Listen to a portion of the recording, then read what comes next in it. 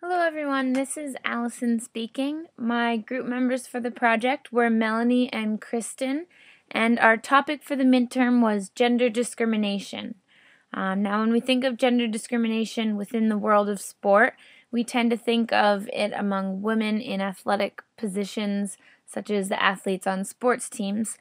However, we're going to be taking a look at this from a different perspective and look at gender discrimination in college athletics administrative positions. We often hear the word gender discrimination or inequality within the workplace, but here's the general definition that is given. Gender discrimination involves the unequal treatment of a person based solely on that person's sex, and this is seen in all areas of society. When we hear these words, we tend to think of gender discrimination mostly against women, although there are some cases for men. The majority of them are among women. An easier way for some people to understand the idea of gender discrimination is by the term of a glass ceiling. This is the imaginary career barrier that impedes a woman's ability to rise to the top, while men continue to effortlessly rise to the top. So we'll just keep that in mind while we're learning about gender discrimination throughout our PowerPoint. So another question we often ask is, why does gender discrimination occur? This is a very difficult question because there's no one simple answer for why it occurs. There are just many theories and possible ideas that people have come up with. One of them is that within the sport industry, we see that it's typically or traditionally has been a male-dominated industry, so females haven't had a place in the past in this industry. Another reason for why gender discrimination may occur is because the movements that had been developed to help eliminate gender discrimination were not for administrative positions. They were more specific to athletes and sports teams in collegiate athletics. To go along with this, another reason why we see gender discrimination against females in administrative positions is that there are no networks developed due to the fact that the sport industry was a male-dominated industry in the past. Just taking a look at gender discrimination, it occurred in all areas of society, not just in the world of sport. One article explained that women weren't allowed to own property, they couldn't vote, they couldn't view or participate in sport. So the gender discrimination that we experience in society, unfortunately, has carried over into the world of sport. Also, prior to Title IX, which was the movement that helped to create equality for athletes in collegiate athletics, there were two separate governing bodies, and that was the AIAW and the NCAA. The AIAW took care of women athletes, and the NCAA focused on men. And when these two governing bodies merged, the AIAW lost all the female administrative positions because they were taken on by the male employees in the NCAA. Over the years, there have been movements for gender discrimination. Title IX is the most common one, and it was to help create equality within the athletics world. Again, this focused more on athletes rather than in the administrative positions. Another one that's a bit more recent within the NCAA is the implementation of the position of senior woman administrator. This is a role that is specifically for female employees and cannot be taken by a male. This is just a way to encourage and promote females within the workplace. And another idea that was promoted to help improve gender discrimination issues was gender mainstreaming, and this occurred over in Europe. And the idea of this was to take the emphasis off of individual characteristics and focus more on the systems and requirements of the organization as a whole. So we're just going to take a look at some female administrators in athletics, because we usually hear of cases where females are discriminated against and rarely hear of the success cases that actually do take place. Dawn Hudson worked with the NFL and MLB. She helped to make contract negotiations and endorsements with Pepsi, and she proved to be very successful at this. Bea Perzé, she was with Coca-Cola, and she worked with NASCAR, LeBron James, and the PGA, again with marketing, contract negotiations, and she was said to be a very good deal maker, and she also excelled at what she did.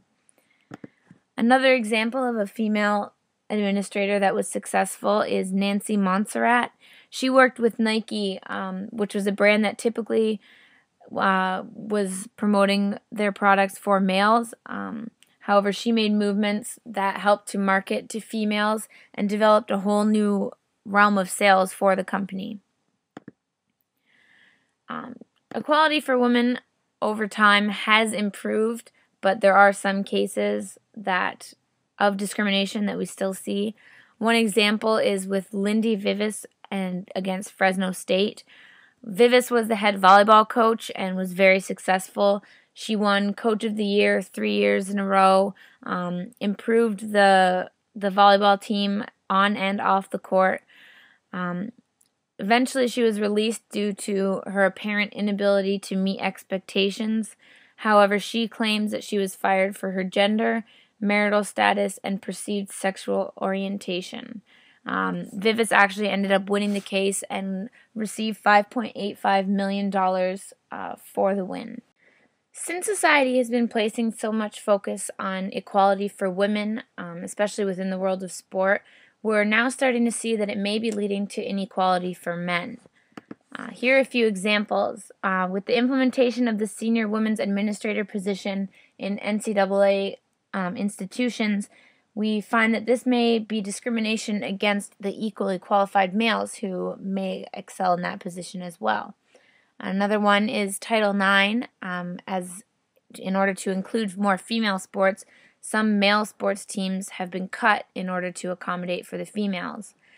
And last, with so much emphasis placed on developing equality for women, we see additional treatment and accommodations for women being made due to prior injustices. This is the idea of reverse discrimination. So while we're trying to help one set of individuals, the females, we're actually harming the males.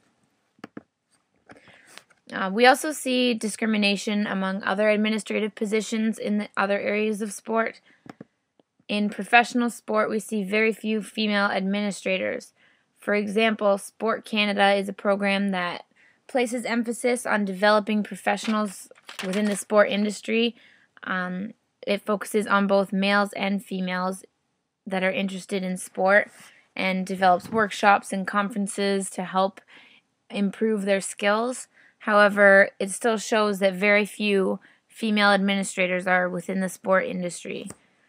In high school, they were helped a little bit by Title IX, and in this chart here, we can see the numbers from 1972 to 2007 have increased a shocking amount for females.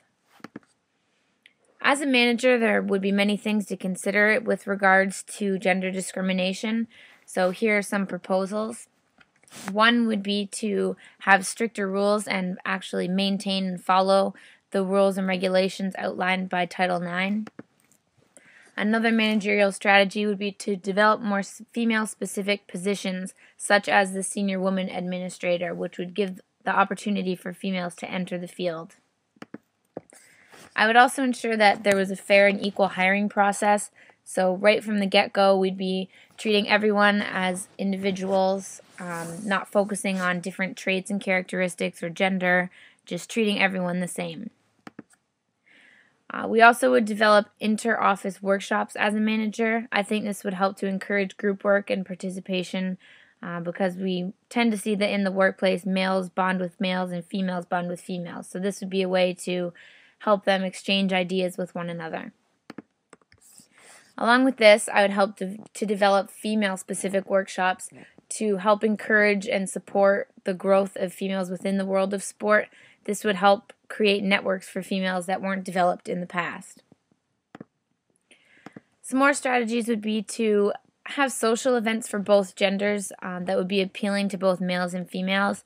In some of our research, we found that females mention that they feel left out or intimidated because their boss and the male employees go out for drinks after work or go shoot a round of golf, and the females don't feel included in this. Another thing that I would do as a manager would be to educate employees on the consequences.